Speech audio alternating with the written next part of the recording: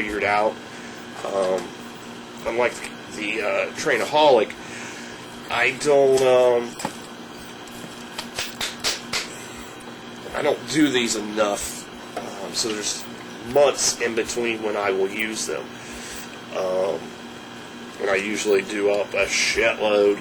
That way I've got extras. That way I don't have to keep pouring them. Because it's a mess, you know. That's why you see newspaper down, and there's still shit on the floor.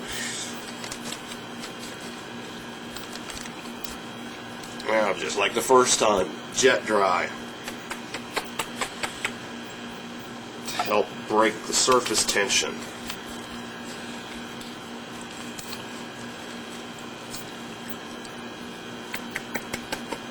Try to get all that excess out.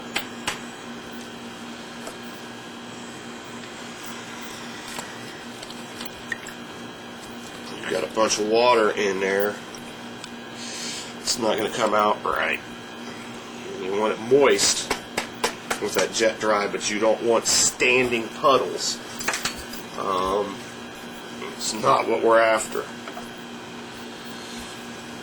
Alright. First time I had water up to about here when I started.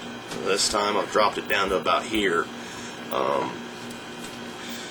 Probably be a smaller batch. Might have to do 2 of them, but that way I don't end up with a too much, or like I had the last time I had to pour some of it out because I had too much water. So I ended up losing some of it.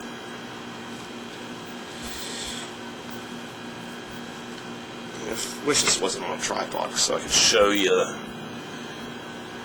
how it absorbs in. Kind of looks like it sinks. When it stops absorbing, you've got enough in there.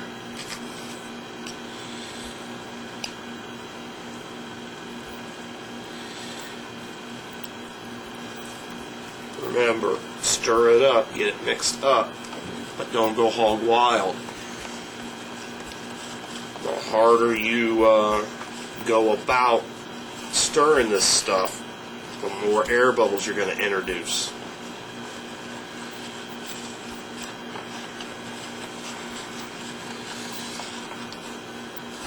Now, I can feel that this batch is a little thicker than the last.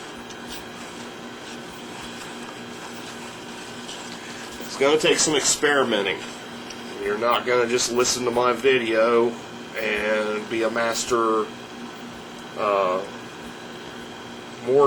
mold pourer, if that's a word.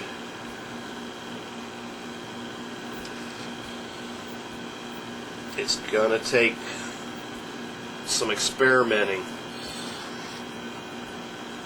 You're going to have to find your happy medium. Now, I'm not saying don't go do research, but just because you read a couple articles on how to do this don't mean that you're gonna be an ace at it right off the bat. Now you see that I am putting the spoon in to the hole on a couple of these.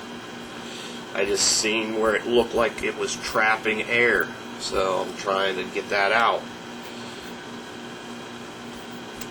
And of course you got to do this while it's still wet.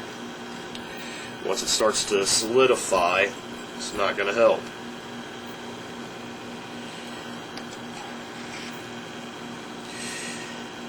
If you go slow with your pours, you'll trap less air.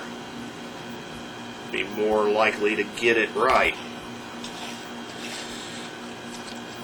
And of course, if you slap this shit in real quick, you run the chance of capturing air on the bottom. You know, from the top, it doesn't look like much of a difference. But once you go to pull that thing out, you're going to have the lower half of your mold, but the top half is going to be missing. It's another reason why I like to start at the center and then push my way out. I can see it go in and slowly fill the cavities, especially if it has undercuts. What I mean by undercuts is parts of the mold that, how can I explain this?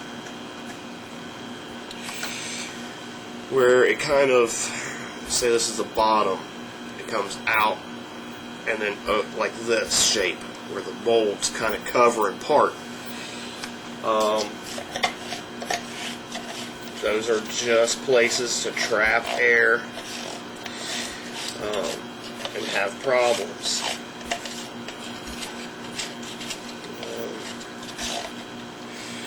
Don't be surprised if you don't have excellent results right off the bat.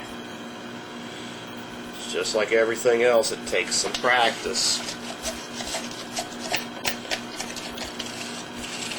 Now, I've had these molds for a couple of years now, and this gate, there's a gate for like a cemetery gate. I have yet to have one work. It's real thin. I'm sure if I was using something other than plaster, if I was using a dental plaster, I might have more luck with it.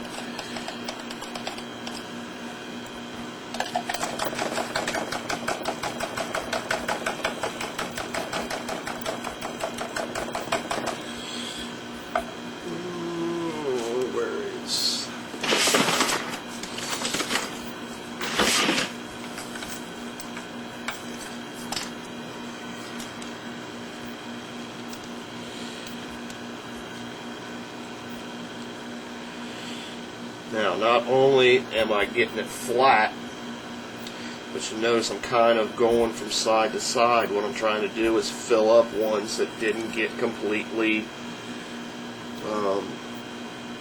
filled up.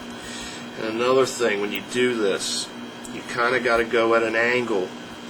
If you go straight up and down, you're going to catch parts of the mold and end up taking material out of it.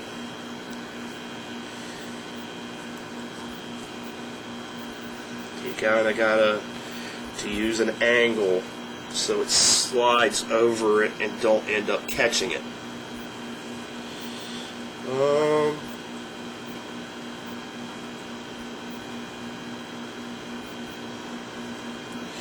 If you see that there is a big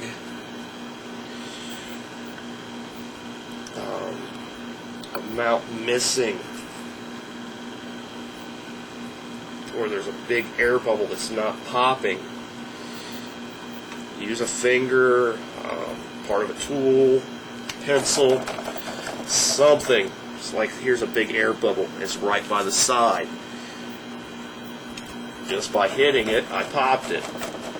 Now I'm less likely for that air bubble to be at the side and show up in the mold. Another thing I've done, if I get a bunch of air bubbles, I've went over it, or I've put my finger in the mold to try to get rid of it.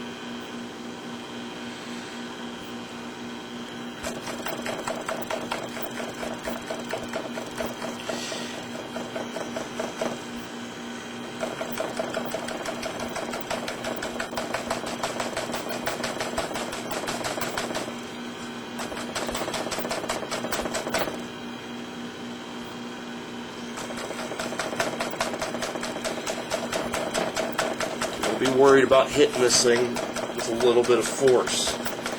You're trying to get the air to come up.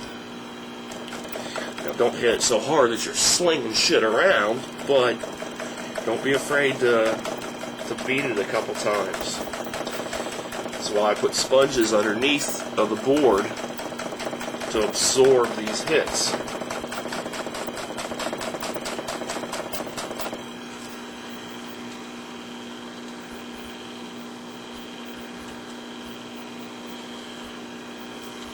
I must have something underneath this board because I'm seeing in this mold looks like everything's wanting to slide, so I must have gotten a piece of something underneath of it.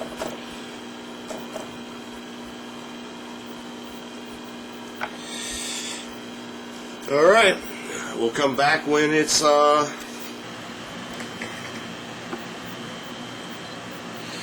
okay, guys, it is time